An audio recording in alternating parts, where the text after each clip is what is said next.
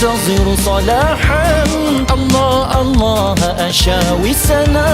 Betapa berkobar di jiwa mujahidin pahlawan agama, Wal-Aqsa yantaziru salahan Allah Allah asyawi sana.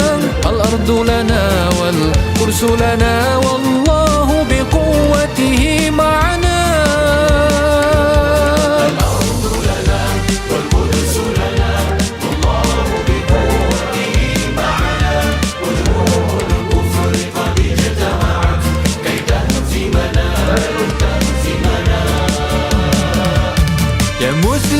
كبر متلقا ولتحمل في الزحف الكفنا.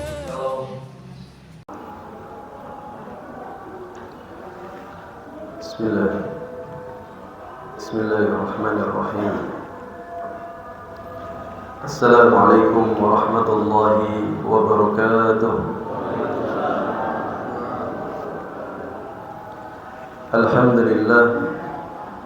الحمد لله الذي أنعمنا بنعمة الإيمان والإسلام. الحمد لله الذي هدانا لهذا وما كنا لنهتدي لولا أن هدانا الله. أشهد أن لا إله إلا الله وحده لا شريك له، وأشهد أن سيدنا محمدا عبده ورسوله. اللهم صل وسلم على سيدنا محمد وعلى آله وأصحابه أجمعين. يقول الله تعالى في كتابه الكريم: أعوذ بالله من الشيطان الرجيم. سبحان الذي أسرى بعبده ليلا من المسجد الحرام إلى المسجد الأقصى الذي باركنا حوله لنريه من آياتنا إنه هو السميع البصير. وقال النبي صلى الله عليه وسلم: جاء في حديث عن ميمونة مولى رسول الله صلى الله عليه وسلم أنها قالت: يا رسول الله صلى الله عليه وسلم أفتنا في بيت المقدس. فقال: أرض المحشر والمنشر، إيتوه فصلوا فيه، فإن الصلاة فيه كان كألف صلاة فيما سواه. أما بعد، اللهم لا علم لنا إلا ما علمتنا، وعلمنا ما ينفعنا وانفعنا بما علمتنا إنك أنت العليم الحكيم. اللهم فقهنا في الدين وعلمنا التأويل. رب اشرح لي صدري ويسر لي أمري واحلل عقدة من لساني يفقه قولي. Hadirin jamaah kaum muslimin rahimakumullah. Alhamdulillah, puji syukur kita kehadirat Allah Subhanahu wa taala. Pada pagi hari ini Allah Subhanahu wa taala perkenankan kepada kita untuk bisa melaksanakan kewajiban kita sebagai seorang muslim, yaitu melaksanakan salat subuh berjamaah. Dan ini adalah nikmat yang besar, karena tidak semua orang Allah Subhanahu wa taala mampukan untuk bisa salat subuh berjamaah. Dan ini adalah bentuk dari kasih sayang Allah Subhanahu wa taala kepada kita. Dan alhamdulillah juga Allah Subhanahu wa taala masih tanamkan di dalam diri kita iman dan Islam. Alhamdulillah juga Allah Subhanahu wa taala masih jadikan negara kita aman, tentram, dan semoga Allah Subhanahu wa taala jadikan negara kita ini sebagai negara yang baldatun thayyibatun wa rabbun ghafur. Amin ya rabbal alamin. Kedua kalinya salawat dan salam mari kita haturkan kepada suri tauladan kita baginda Nabi besar Nabi Muhammad sallallahu alaihi wasallam, kepada keluarganya, kepada para sahabatnya, dan juga kepada para pengikutnya hingga hari akhir. Dan semoga kelak pada yaumul qiyamah kita mendapatkan syafaat dari baginda kita Nabi Muhammad sallallahu alaihi wasallam. Hadirin jamaah kaum muslimin rahimakumullah, pada pagi hari ini saya diminta untuk menyampaikan terkait madza wajibuna nahwal Palestin. Apa kewajiban kita sebagai seorang muslim kepada saudara-saudara kita di Palestina. Palestina sendiri pada zaman Rasulullah SAW itu disebut dengan negeri apa Pak? Syam. Negeri Syam. Jadi negeri Syam itu kalau sekarang itu terdiri dari 4 negara, yaitu Palestina, Suriah, Lebanon, dan Urdun. Jadi 4 negara ini dulu disebut dengan negeri Syam. Jadi dulu itu ada Yaman, ada Syam, gitu ya, ada Basrah, gitu ya, termasuk Irak. Gitu. Makkah, Madinah, gitu ya. Nah, kemudian ada Najd, begitu ya. Kalau Najd itu sekarang ibu kota Saudi, ya. Apa ibu kota Saudi sekarang? Riyadh. Ya. Nah, itu Najd. Ya. Nah, kalau Palestina itu adalah negeri Syam. Ya. Sebagaimana dalam hadis Nabi SAW, negeri Syam ini adalah negeri salah satu yang dianjurkan kalau terjadinya fitnah di muka bumi ini, kata Rasulullah SAW, fa'alaikum bisyam. Kalau terjadi fitnah, kata Nabi SAW, di negeri ini, ya, di seluruh negara di bumi ini, maka hendaklah, kata Nabi SAW, kalian berada di negeri Syam. Ini anjuran Rasulullah SAW sampai 3 kali. Fa'alaikum bisyam, fa'alaikum bisyam, fa'alaikum bisyam. Kalau nggak bisa bisyam, fa'alaikum bil Yaman. Kalau nggak bisa di Syam, maka hendaklah kalian di Yaman, kata Nabi. Wa illam tastati fa'alaikum bil Iraq. Kalau nggak bisa di Yaman, maka hendaklah kalian ada di negeri Irak. Kalau terjadi apa? Fitnah. Tapi kalau kita melihat kondisi sekarang ini, Pak, Syam, Palestina, Suriah, sekarang ini Lebanon, ya kan? Lebanon, Urdun, ini semuanya sedang goncang. Yaman juga sama, Irak juga sama. Ini gimana nih ya?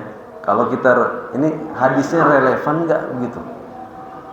Kok yang dianjurkan oleh Rasulullah SAW, kita hendak di suatu tempat, tetapi negara sekarang sedang kacau. Ini kira-kira gimana, Pak? Kata para ulama, wa hadza min tamhisillah. Ini adalah bagian bagaimana Allah Subhanahu wa taala sedang mempersiapkan negeri-negeri ini. Allahu Akbar. Ya. Allah Subhanahu wa taala sedang apa? Mempersiapkan negeri-negeri ini. Makanya kata Nabi SAW, kharaba Yathrib wa imarat Masjidil Aqsa. Nanti Yathrib itu mana, Pak? Madinah. Kharaba Yathrib wa imarat Masjidil Aqsa. Yathrib itu, kharab itu artinya rusak. Tapi ditafsirkan oleh para ulama, Madinah nanti akan sepi. Nanti pada waktunya, Pak. Jadi orang-orang sekarang masih ramai kunjungan umrah, ziaratul masjidin Nabi SAW.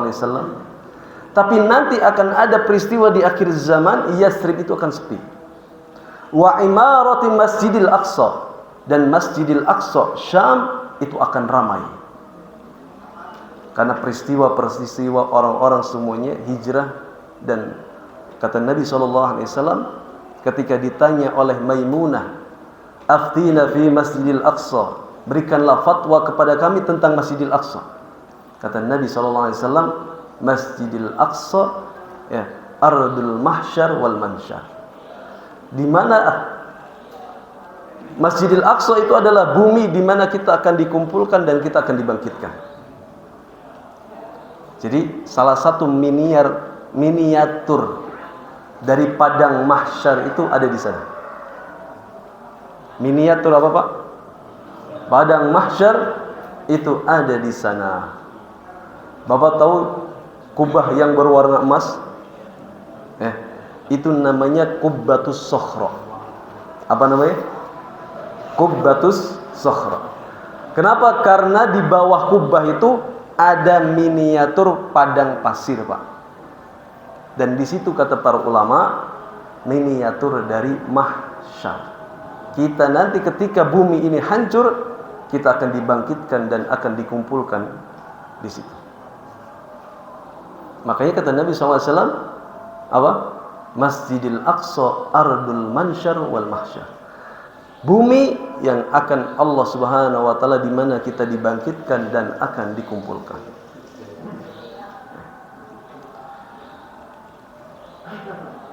Hadirin kaum muslimin rahimakumullah. Dan dalam sejarah manusia, Allah Subhanahu wa taala sudah mengatakan bahwasanya Masjidil Aqsa wa ma haulahu, ya, Masjidil Aqsa dan daerah yang ada sekelilingnya Allah berkahi, Pak. Berkah buminya dan juga orang-orang yang hidup di dalamnya. Makanya banyak para nabi diutus di sana. Ya, di mana? Di Syam, yaitu di Palestina. Di sana Allah Subhanahu wa taala wafatkan para syuhada, para sahabat banyak di sana. Ya. Makanya Allah Subhanahu wa taala Masjidil Aqsa itu atau Baitul Maqdis ini adalah negeri yang Allah Subhanahu wa taala berkahi. Dan Allah Subhanahu wa taala akan berkahi orang-orang yang tersambung dengannya. Orang-orang yang peduli terhadap Masjidil Aqsa. Sebagaimana juga dalam hadis Nabi sallallahu alaihi wasallam dijelaskan juga dalam firman Allah Subhanahu wa taala bahwasanya Masjidil Aqsa adalah kiblat pertama dan tempat Isra-nya Rasulullah sallallahu alaihi wasallam. Bapak Ibu yang dirahmati oleh Allah Subhanahu wa taala, ketika peristiwa Isra Mi'raj, peristiwa apa ini, Pak? Perjalanan, ya. Selain perjalanan spiritual Nabi sallallahu alaihi wasallam, perjalanan yang misi yang begitu besar, gitu ya. Rasulullah sallallahu alaihi wasallam ini bisa aja Allah Subhanahu wa taala manggil Rasulullah, ya kan? Langsung bertemu dengan Allah itu dari apa? Dari Masjidil Haram, betul enggak, Pak? Kata para ulama, pintu ataupun bahasa kita stasiun, ya Pak ya, atau terminal untuk menuju langit itu ada dua, yaitu Masjidil Haram dan Masjidil Aqsa. Jadi nggak bisa dari sini misalnya langsung terbang ke langit, ya. Jadi terminalnya katanya ada dua, Masjidil Haram dan Masjidil Aqsa. Tapi kenapa Allah Subhanahu wa taala memperjalankan Rasulullah dari Masjidil Haram ke Masjidil Aqsa? Kenapa nggak langsung dari Masjidil Haram? Karena di sini ada pesan yang ingin disampaikan, ya, kepada kita, bahwasanya Masjidil Aqsa itu bagian dari agama ini dan bagian dari akidah. Kenapa? Karena pada waktu itu, ya, Masjidil Aqsa bukan seperti masjid yang sekarang. Masjid yang sekarang dibangun kemudian ditinggikan, ya, dulu hanya tanah dan bukit-bukit saja. Ketika Rasulullah SAW, ya, sedang Isra, begitu, pada malam Lailatul Isra, ini dibangun itu pada khilafahnya, ya, Utsmaniyah, ya. Jadi pada khilafah Abdul Malik bin Marwan pada waktu itu. Jadi jauh, gitu ya. Jadi ketika Rasulullah SAW ke sana, itu tidak ada masjid sebagaimana masjid yang sekarang. tetapi menggambarkan bagaimana tanah yang Allah Subhanahu wa taala berkah itu ada di sana. Dan itu adalah masjid pertama ya bagi kaum muslimin. Kalau pengen tahu Bapak Ibu sekalian, ketika Allah Subhanahu wa taala pengalihan kiblat ya, dari Masjidil Haram dari Masjidil Aqsa ke Masjidil Haram, karena dulu Nabi Shallallahu alaihi wasallam ketika di Mekkah itu salat pasti arahnya itu ke dua kiblat, yaitu arah Ka'bah dan arah Masjidil Aqsa. Tapi ketika hijrah ke mana? Hijrah ke Madinah, otomatis Masjidil Haram ada di belakang, ada di belakang Nabi Shallallahu alaihi wasallam. Makanya itu yang amat sedih. Dulu Rasulullah SAW salat itu langsung menghadap, sekaligus menghadap kepada dua kiblat, yaitu Masjidil Haram dan Masjidil Aqsa. Nah, begitu amat istimewanya Masjidil Aqsa. Bahkan Nabi SAW ketika ditanyakan oleh Maimunah, mantan budaknya Rasulullah SAW, kemudian beliau ditanya, ya Rasulullah, aftina fi Baitul Maqdis. Ya Rasulullah, berikanlah fatwa kepada kami tentang Baitul Maqdis. Apa kata Rasulullah SAW? Baitul Maqdis itu ardul mahsyar wal mansyar, yaitu bumi di mana kita dikumpulkan dan di mana kita dibangkitkan. Ituhu fasallu fihi, katanya. Datangilah Masjidil Aqsa dan salatlah di sana.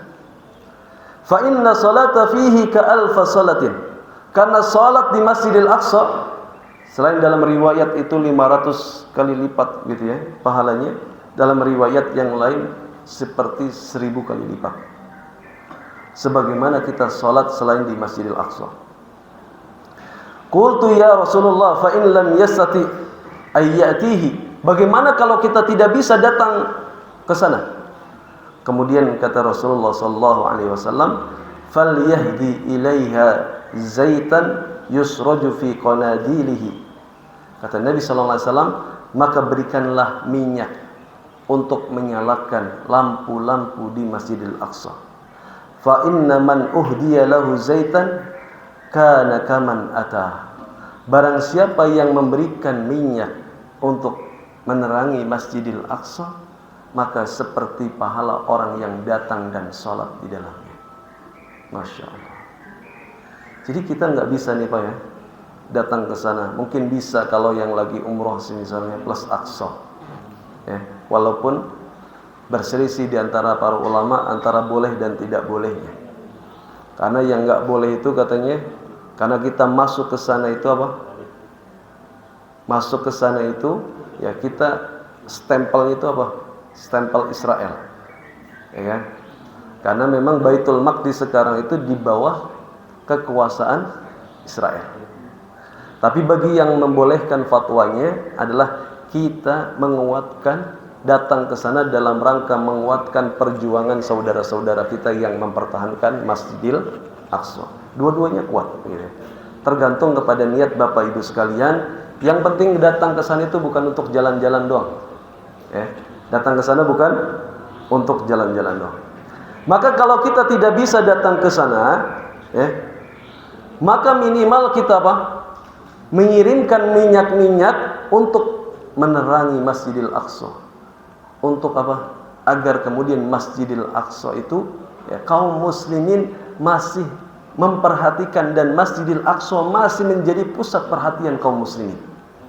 Karena mereka para Zionis dan para penjajah itu nggak berani kalau seandainya ya, Masjidil Aqsa itu masih menjadi pusat perhatian kaum muslimin. Makanya kejadian kemarin yang pada tadi yang sampaikan pada bulan Oktober itu sebenarnya ya, itu menjadi pusat Pak. Kenapa? Karena pada waktu itu terjadi penistaan ya, terhadap Masjidil Aqsa. Orang-orang yang sholat di dalamnya itu diusir, dipukul, bahkan ditembakin di situ. Jadi Masjidil Aqsa itu dinistakan oleh Zionis, maka kemudian para mujahidin yang ada di Gaza memberikan peringatan. Sekarang keluar dari Masjidil Aqsa atau kami serang. Begitu ya. Jadi ini harus tahu Pak, kejadiannya kenapa ya terjadi Tufanul Aqsa. Jadi sering sekali ya mereka Zionis itu ingin mengetahui apa namanya, cek gitu ya, cek ya begitu reaksinya gimana, begitu. Maka kemudian ketika mereka menistakan Masjidil Aqsa, maka dengan otomatis para mujahidin menyerang Tel Aviv. Supaya apa? Supaya memang pusat perhatian mereka para tentara Zionis itu bukan ke Masjidil Aqsa, kemudian berpindah ke Gaza. Maka kemudian orang-orang Gaza mengatakan biarkan kami menjadi apa? Menjadi korban, begitu bahasanya. Atau menjadi apa? Menjadi tumbal, tameng, agar kemudian Masjidil Aqsa tidak dinistakan oleh orang-orang Zionis. Mereka rela nyawa mereka, darah mereka, rumah mereka, keluarga mereka, mereka persembahkan untuk Masjidil Aqsa. Kemudian apa yang kita persembahkan untuk Masjidil Aqsa dan apa yang kelak kita pertanggungjawabkan di hadapan Allah Subhanahu wa taala. Kalau mereka selesai sudah. Betul Pak? Syahid, mati di hadapan Allah sudah ada pertanggungjawabannya. Kalau kita belum meninggal gitu ya, kita biasa-biasa aja kayak tidak ada masalah, padahal sekarang ya, kondisi bagaimana yang terjadi saudara-saudara kita di sana ya, masjid pertama kita ini bukan masalah politik, bukan masalah pembagian wilayah, bukan, tetapi ini adalah bagian dari akidah kita. Ini bagian dari apa? Akidah kita. Hadirin kaum muslimin rahimakumullah ya. Maka disebutkan oleh para ulama ya, dari dahulu Masjidil Aqsa atau Baitul Maqdis ini adalah daerah yang menjadi perebutan Pak ya, menjadi apa? Perebutan. Kalau kita tarik sejarah Pak, dari awal sejarahnya manusia, kemudian peristiwa orang yang pertama kali ya, tinggal di mana? Tinggal di Masjidil Aqsa atau di wilayah Baitul Maqdis itu siapa Pak? Disebutkan di dalam Al-Quran itu ada namanya kaum Jabbarin. Pernah dengar nggak Pak? Ketika ya, orang-orang Bani Israel diajak oleh Nabi Musa untuk masuk ke dalam apa? Masjidil Aqsa. Apa kata mereka? Ini Pak ya, sejarahnya Pak ya. Makanya sebenarnya mereka tuh nggak berhak, sudah diajak oleh Nabi Musa dan Allah jamin ente tinggal masuk menang kata Allah. Terus apa kata jawab mereka? Idhab anta wa rabbuka faqatila katanya. Pergilah engkau wahai Musa dan Tuhanmu dan perangilah mereka. Kalau udah menang baru kita masuk. Ini karakter Bani Israel. Makanya kemudian Allah Subhanahu wa taala haramkan kepada mereka di gurun Sinai, mereka 40 berapa? 40 hari kemudian disesatkan, kemudian diwafatkan di sana. Jadi mereka nggak bisa masuk. Siapa kaum Jabbarin itu? Itu juga sudah Allah Subhanahu wa taala catatkan ketika peperangan Jalut dan Talut. Mengalahkan siapa? Siapa Pak? Daud mengalahkan Jalut gitu ya. Nah, Jalut ini adalah kaum Jabbarin. Kaum Jabbarin. Siapa mereka? Mereka itu adalah asli ya, penduduk Arab. Itu dari Sabah, dari Yaman. Jadi Sabah itu punya 10 anak, salah satunya kemudian berpecah-pecah kepada seluruh negara, maka kemudian tinggal di dalamnya. Ya, kenapa? Karena Yaman itu adalah asal muasal dari penduduk Arab, itu Yaman. Nah, pada zamannya siapa? Nabi Daud alaihissalam ya, dengan Talut kemudian mengalahkan Jalut. Begitu kan? Kemudian pada zamannya Nabi Sulaiman dan seterusnya sampai kemudian datang ya, pada zamannya Nabi Ibrahim alaihissalam. Nabi Ibrahim alaihissalam dakwah ke mana? dakwah ke wilayah Palestina atau Baitul Maqdis itu, dulu beliau dari mana? Dari Irak, Pak. Ya kan? Kemudian diusir oleh siapa? Raja Namrud. Begitu ya. Yang beriman cuma 2 doang. Ya kan? Istrinya yaitu Sarah dan sepupunya namanya Nabi Lut alaihissalam. Jadi ini peristiwa itu dalam sejarah. Kemudian Nabi Ibrahim ada di mana? Ada di Palestina. Jadi yang ada di Palestina itu banyak sekali para nabi-nabi, termasuk Nabi Ibrahim alaihissalam, anaknya Ishak, kemudian Ayyub, Syuaib dan seterusnya.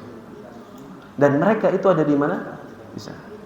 Makanya kenapa Masjidil Aqsa itu kemudian disebutkan sebagai negeri yang berkah, Pak? Karena di dalamnya banyak sekali para nabi-nabi yang diturunkan di dalamnya. Ya. Maka kemudian inilah yang kemudian dijadikan Baitul Maqdis ataupun Masjidil Aqsa ini adalah negeri yang diberkahi oleh Allah Subhanahu wa taala. Hadirin kaum muslimin rahimakumullah, ya.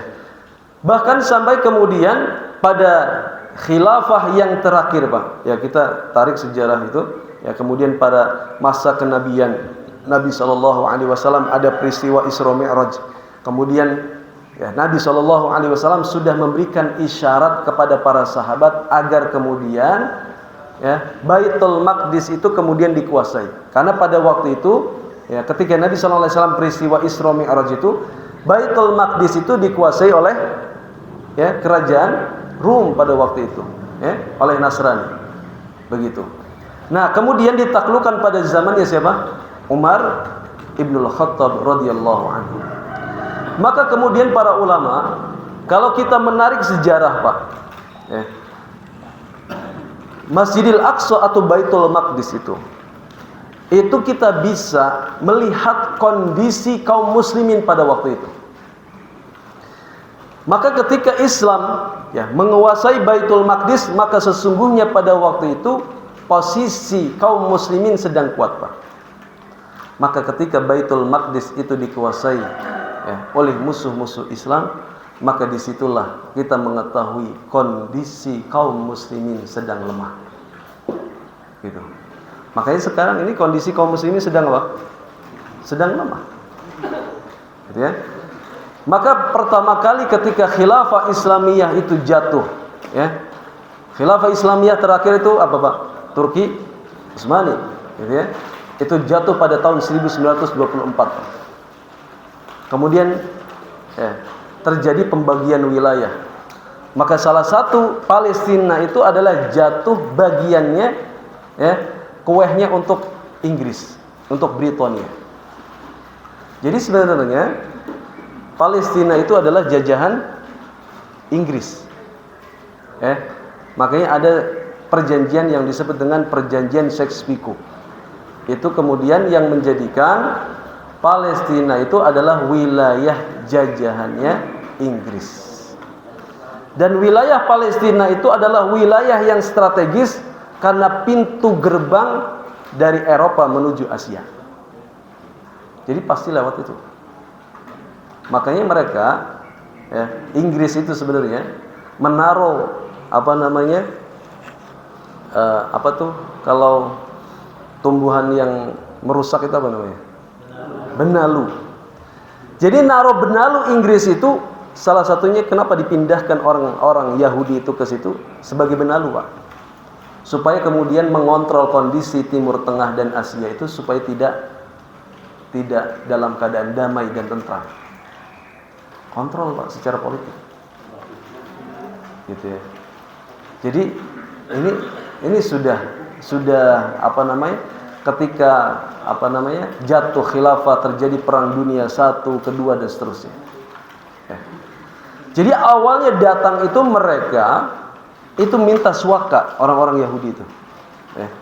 Kemudian setelah itu menjadi pembantai dan menjadi penjajah. Kenapa? Karena didukung pada waktu itu oleh Inggris dan sekutu-sekutunya. Nah, dan Tel Aviv itu bahasa Arab sebenarnya, Pak. Namanya Tel Aviv. Ya, Tel Aviv. Itu daerah di Palestina. Gitu ya. Nah, ini menggambarkan bagaimana dan inti puncak utama dari Palestina itu adalah wilayah yang disebut dengan Baitul Maqdis. Ya. Atau kalau bahasa ininya adalah Yerusalem. Kalau kita nyebutnya apa? Baitul Maqdis. Gitu ya. Dan dari seluruh itu semuanya sudah dikuasai, cuman ada 2 wilayah yang tidak dikuasai. Dan satu wilayah yang kemudian diberikan oleh Israel tetapi tidak mempunyai kekuatan. Makanya kalau sekarang Palestina itu ya sekarang alhamdulillah sudah diakui oleh beberapa negara dan bahkan sudah masuk di PBB gitu ya. Ibu kotanya adalah Ramallah, Pak. Ramallah itu yang sekarang itu menjadi pusat pemerintahan negara Palestina gitu ya. Nah, wilayah yang tidak dikuasai oleh Israel itu ada 2. Yang pertama adalah Gaza gitu ya. Mungkin kenal Bapak Ibu sekalian. Yang kedua adalah Dhaffah Gorbiyah, tepi barat, yang memang berbatasan langsung dengan Lebanon, Suriah gitu ya. Kalau Gaza itu nggak ada jalan lain kecuali laut, berbatasan dengan Rafah yaitu di Mesir. Tapi kalau Dhaffah Gorbiyah atau tepi barat itu berbatasan dengan Lebanon, dengan Suriah, ya kan, dengan negara tetangganya. Gitu. Nah, wilayah Masjidil Aqsa itu melalui keputusan Mahkamah Internasional itu di bawah pengurusannya, kekuasaannya itu Raja Yordan. Jadi Urdun itu wilayahnya salah satunya apa? Ya. Itu milik apa? Yordan. Makanya di sana gitu ya. Sekarang itu orang-orang Israel, para Zionis itu sekarang itu sedang tasfiyah, itu sedang membersihkan orang-orang yang mempunyai rumah yang ada di wilayah Baitul Maqdis. Ya makanya diusirin begitu ya. Diberikan pajaknya mahal agar nggak bisa bayar. Kalau nggak bisa bayar dikeluarkan dari rumahnya, digusur gitu. Jadi mereka itu kenapa? Karena kalau sudah Masjidil Aqsa tidak ada orang-orang Islamnya, maka mudah untuk dihancurkan. Gitu ya. Makanya orang-orang yang ada di Gaza, yang di Dhaffah Gorbiyah ini melakukan perlawanan. Ya. Itu semenjak tahun 1948. Ya, ekspansi mereka orang-orang Zionis itu kemudian ya negara Palestina sampai sekarang habis, Pak. Ya, penggusuran. Makanya sekarang sebenarnya Netanyahu itu memberikan peringatan kepada orang-orang yang ada di Gaza mau pindah atau mau dimusnahkan. Gitu ya. Sebenarnya kejadian Tufanul Aqsa ini, kejadian yang terakhir, Pak. Nama peristiwanya apa? Tufanul Aqsa. Jadi apa tufan itu? Badai Aqsa. Karena ternyata itu oleh para mujahidin itu sudah disiapkan setiap peristiwa-peristiwa itu. Ada ini. Makanya yang terakhir itu yang paling terkenal adalah Tufanul Aqsa. Kenapa? Karena itu sudah bisa menjangkau, roketnya para mujahidin itu sudah sampai menjangkau kepada nuklirnya Israel. Jadi mereka ketar-ketir sebenarnya. Ya, mereka apa? Ketar-ketir. Nah, jadi kalau kita melihat sejarah Bapak Ibu sekalian, ya, sebenarnya mereka itu, ya, orang-orang Yahudi ini, ya, itu tidak mempunyai hak terhadap Palestina. Kenapa? Karena dari sejarah saja, mereka diajak oleh Nabi Musa sudah nggak mau untuk memasuki Masjidil Aqsa, untuk memasuki Baitul Maqdis. Begitu. Dan sekarang mereka itu dikumpulkan oleh Inggris, ya, dijadikan sebagai benalu supaya apa? Timur Tengah itu tidak dalam keadaan damai. Ya, jadi ada politik dan seterusnya. Ya. Dan ini juga disampaikan oleh para ulama ketika Baitul Maqdis atau Palestina itu tidak dikuasai oleh kaum muslimin, maka sesungguhnya itu adalah gambaran bahwasanya Islam sedang dalam keadaan lemah. Makanya Perdana Menteri Israel pada waktu itu sebelum ada salah satu Perdana Menteri yang mengatakan kita ini sedang tes gitu ya. Kira-kira ketika mereka merusak peristiwa perusakan yang ada di mana, di Masjidil Aqsa, pembakaran mimbarnya, ya kan, Salahuddin Al-Ayyubi, ya Pak ya, itu apa Pak? Itu sebenarnya sedang ngetes. Kira-kira orang-orang Arab dan orang-orang Islam ini lagi tidur apa tidak tidur? Ternyata ketika dibakar, Masjidil Aqsa diserang, ternyata ditunggu-tunggu orang-orang Arab dan orang-orang Islam tidak ada yang menyerang. Artinya tidak bereaksi, artinya Islam sedang tidur, Pak. Sedang apa? Tidur. Gitu. Ya.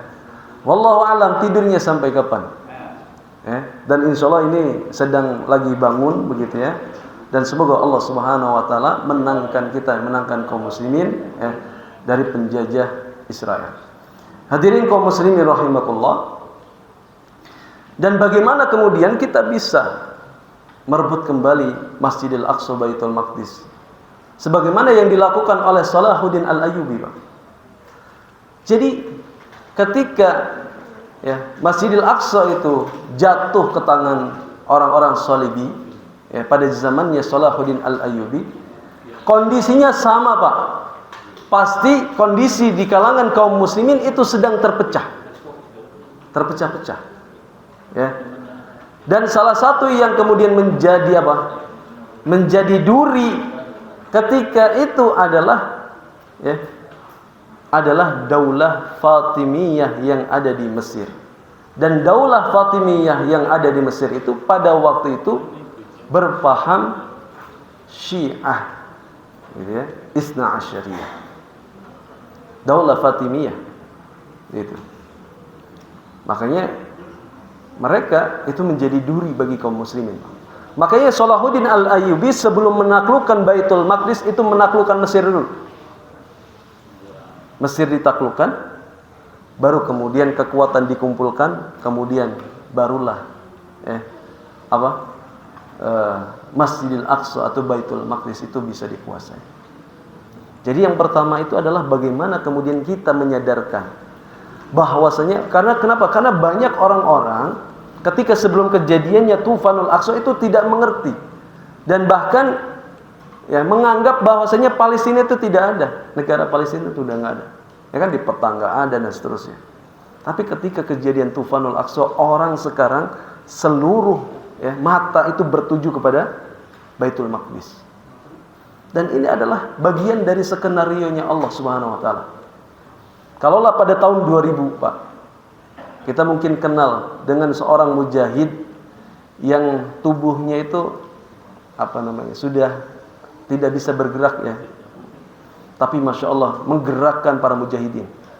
Namanya Syekh Ahmad Yasin. Pernah dengar, Pak ya?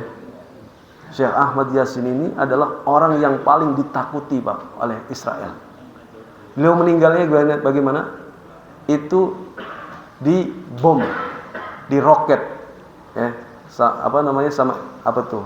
kalau pesawat, bukan drone tapi pesawat di rudal, hancur, Pak, berkeping-keping.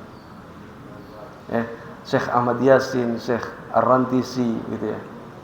Nah, beliau mengatakan, beliau ini memprediksi, Pak, baru memprediksi, boleh melalui kajian beliau dari hadis-hadis Nabi SAW tentang hadis Palestina, begitu ya, tentang Baitul Maqdis. Kemudian melalui telaah beliau di dalam Al-Quran, beliau mengatakan tahun 2024, kata beliau adalah awal dari kehancuran Israel. Tahun berapa, Pak? Sekarang tahun berapa ya? Proses. Awal, kata dia. Awal. Ini ini adalah kabar gembira, Pak. Walaupun ini adalah peristiwa yang menyakitkan bagi kita. Saudara-saudara kita dibantai. Sekarang kan sudah melebar ke Lebanon, betul nggak? Lebanon. Hadirin kaum muslimin rahimakumullah. Maka walaupun memang dikatakan oleh para mujahidin begitu ya. Tidak ada negara yang kemudian berani membantu Palestina secara tegas, betul nggak Pak? Nggak ada. Tapi kalau rakyat banyak, termasuk di dalamnya adalah Indonesia, begitu. Tapi kalau secara kenegaraan nggak ada Pak. Ya. Dulu pernah Turki itu menginisiasi bantuan yang disebut dengan kapal Marmara, pernah dengar Pak? Yang bantuan dari seluruh negara kemudian membawa satu kafilah menggunakan kapal laut yang akan menuju di Gaza. Karena pada waktu itu Gaza itu di apa? Ya, itu di embargo dari seluruh wilayah dari darat, laut, udara. Maka kejadian itu kemudian Turki apa Pak? Itu diberikan kecaman dari Amerika, kemudian secara ekonomi dijatuhkan. Makanya sekarang ketika kejadian Tufanul Aqsa kemudian pembantaian yang sekarang ini terjadi, sekarang itu memang lagi pembersihan etnis Pak. Mereka itu bukan berperang dengan para mujahidin, nggak bisa. Mereka itu sekarang itu membantai orang-orang yang memang sudah dalam keadaan terdesak, kayak kita ngumpulin orang di dalam pojok gitu ya, semut, kemudian semut itu kita begitu. Nah itu kondisinya sekarang di sana di Gaza. Nah sekarang juga kemudian kenapa kemudian melebar ke Lebanon? Ya, karena ketika kita tanyakan kepada para masyayikh gitu ya, ketika tanyakan, dan dari seluruh negara gitu ya, yang yang kemudian ketika kan ada orang-orang yang mempertanyakan, kok kenapa katanya para mujahidin yang ada di Palestina itu minta bantuannya ke Iran? Secara akidah itu kan berbeda gitu Pak. Betul nggak Pak? Ya kan? Karena negara satu-satunya yang mau dan berani membantu perjuangan para mujahidin cuma Iran. Sedangkan yang lain ada. Bapak nih dalam keadaan lapar nih, dalam keadaan terdesak, mau mati nih. Ya kan? Ada yang bantu orang Nasrani secara akidah tidak. Bapak nerima nggak bantuan nih? Pak, Bapak mau mati nih, nggak ada makanan, nggak ada yang mau bantu kecuali Nasrani tadi. Kira-kira Bapak bantuannya diterima nggak? Hah? Pasti diterima. Kenapa? Dia doang yang menawarkan, sedangkan saudara-saudara seimannya nggak ada. Hanya ngeliatin doang. Bahkan memojokkan. Itulah kondisinya sekarang. Makanya datang ke sana, saya terima bantuannya. Tapi kalau mau menyebarkan secara akidahnya tidak. No. Makanya sekarang kemudian apalagi secara politik global, ya kan? Kemudian ada Rusia, ada Cina yang berbenturan dengan Amerika, betul nggak Pak? Ini merubah peta perpolitikan di dunia.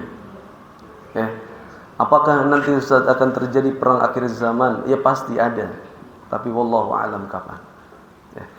Tetapi bagaimana kemudian kewajiban kita sebagai seorang muslim, memang secara akidah ini Pak, ketika melihat saudara-saudara kita dibantai demikian, minimal ada reaksi, minimal ada rasa perhatian, empati kita. Bukan kemudian sebaliknya dan kita menjadikan olok-olokan, kemudian mencaci maki. Sudah mah, ya kan? Kondisi kenapa enggak hijrah aja katanya. Allahu Akbar. Kita ini lagi dibantai sama Belanda, sama Jepang, terus kita suruh pindah ke Malaysia. Kira-kira gimana Pak? Hah? Apa kita mempertahankan tanah air kita? Mereka itu adalah pewaris Pak. Mereka itu berhak atas tanah mereka. Mereka itu asli penduduk Palestina. Sekarang itu penduduk Palestina di luar sana Pak. Ya, yang tidak memegang kependudukan manapun itu ada 10 juta. Kondisinya mereka ada di pengungsian Lebanon, ada di pengungsian Ordun, ada di pengungsian Suriah. Itu jumlahnya 10 juta. Ya Pak ya. Kenapa Ustaz tahu? Karena saya ada di lembaga Komite Nasional Rakyat Palestina. Jadi kita itu fokus. Mereka itu secara ini, mereka itu ditelantarkan Pak. Mereka hanya mengharapkan bantuan dari apa? Dari PBB.